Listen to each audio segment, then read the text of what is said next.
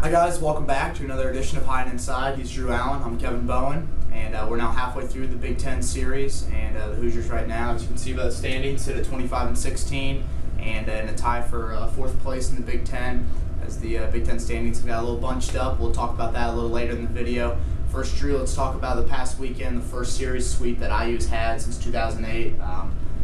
For everybody on the team, it's not a senior. This has never happened since playing at IU. And then they culminated that by losing on Tuesday to Miami of Ohio for a 4-game losing streak. Talk a little bit about the first two games. Drew, again, Mother Nature wrecked a little havoc on Sembauer Field. Oh yeah, and they weren't the only ones. Minnesota definitely looked like definitely looked like a team that was desperate. Obviously, they were picked to win the Big Ten by the coaches of the conference early before the season began. They started off really slow, but I mean, especially at the plate, they definitely looked like they meant business and were trying to get back into the thick of the hunt in the Big Ten. A huge hitting day on Saturday in both games for Minnesota.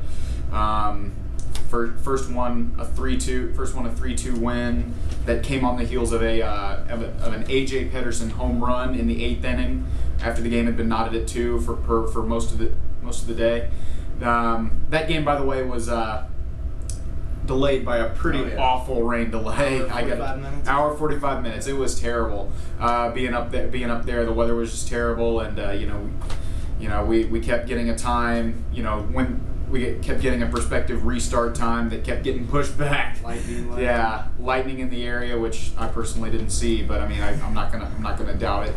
Thankfully, the games did get underway, and we got them both in, which was a bit of an upset. But the second game was just more bad news for IU with Minnesota at the plate. The worst loss IU's had all season, 12-1. 12-1, largest margin. A.J. Pedersen picked up right where he left off in the first game after going 3 for 4. He went 2 for 6, but I mean, this led off with the double, got a score, got an RBI. He was 5 for 10 on the day in between those two games, and it was just awful. 7 runs scored in the second inning against IU. Chad Martin just did not have it on Saturday. It was just a rough go of things, and it did not get any better. Basically, it was just one of those games, and one of those days. Minnesota definitely looked like, you got to give them credit. Minnesota definitely looked like they needed those 2 victories, which they did.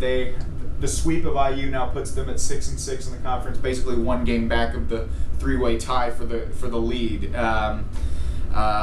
You were there on Sunday, Kevin. What did you see in the next day? Pretty much more of the same, right? It was more of the same. I believe for the series, IU was out hit 33-17. They were outscored 20-5, and the Golden Gophers came in one of the worst teams hitting the ball in the Big Ten Conference, and IU had been hitting it pretty well. I think Tracy Smith, talking to him on Sunday, was pretty pleased with the pitching effort that he got all weekend, minus Martin. I think Monar and then Joey on Sunday threw it pretty well, but Pedersen did it again on Sunday. Joey was pretty good for the first about 5 or 6 innings, and Pedersen hit a shot off the fence there, and the shortstop just showed, I think, why this team was picked to win the Big Ten at the start of the season, and they were the hungrier team over the weekend. Tracy Smith had talked all season long about getting that sweep. IU needed that sweep.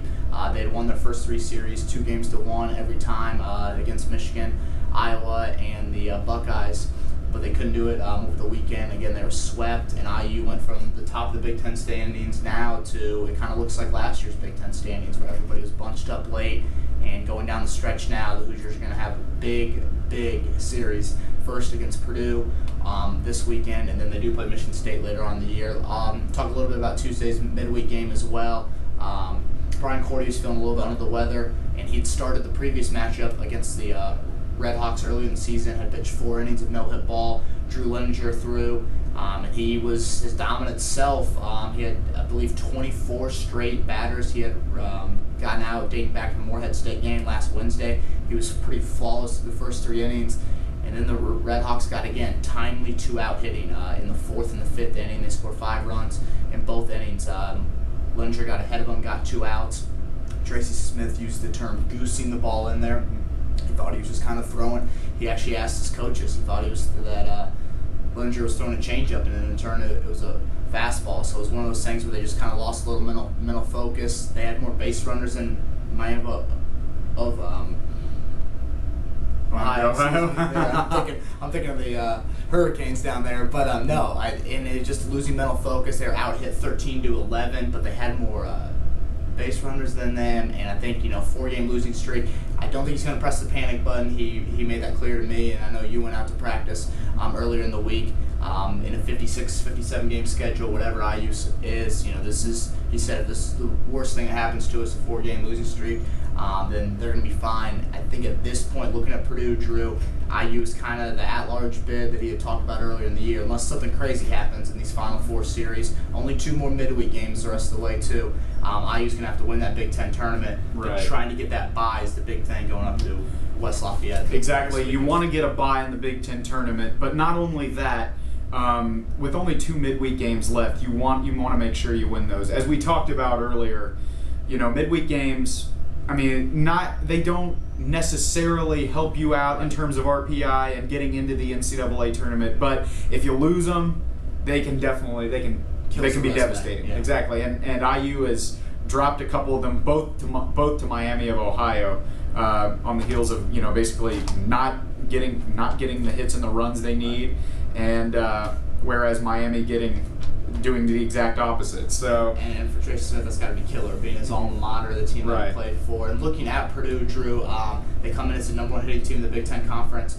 We were looking up stats a little bit ago, and I believe they scored 80 more runs more than any other team in the conference. It's a pretty alarming stat. They definitely did not play the same non-conference schedule that IU did, or maybe some of these other teams in the Big Ten. You can kind of see that by IU's schedule, that they went out, they played a tough non-conference schedule. They did beat some of those teams, but the key thing going up there, I think, is confidence, trying to win the series, and getting into that top 2 teams, because 2 teams get a bye. And down the stretch, IU still has a series left with Purdue, and they come home and face Northwestern, Michigan State at home, and then they close out with Illinois to end the regular season. Sandwich in between, I think they got midweek games with Louisville will come home in a rematch, and at Kentucky, I believe. But yeah, and this series against Purdue will be a nice step towards not only ending this 4-game skid the Hoosiers have been on, but also reestablishing some confidence in conference play. Obviously, and maybe that's a little bit of an overstatement, because as we said, this was the first sweep the Hoosiers have experienced, and first 3-game losing streak. First 3-game losing streak, and really the worst loss that they've experienced so far this year. So it's not. Let's not call it a common occurrence yet, but I think it definitely would do a lot for the team's psyche, because after talking to a couple of guys on practice today, they feel that when things routinely seem to be not going their way during a skid, it can kind of get to you mentally. Wes talked about it. He talked about how in the Miami game where they scored 3 runs in the bottom of the 3rd, but then the Red Hawks came back and scored 3 the very next with 2 outs. Very next inning with a 2 out hitting.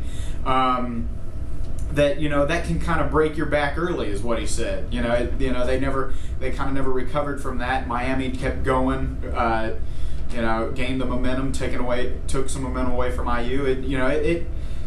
Just those things that seem to pile up and go wrong can really get to you. And I think if they put together a pretty strong series at Purdue, come away with a series win. Dylan Swift, obviously, talked to him, wants to get a sweep because he hates Purdue. Exactly. He hates looking at Purdue. Yeah, exactly.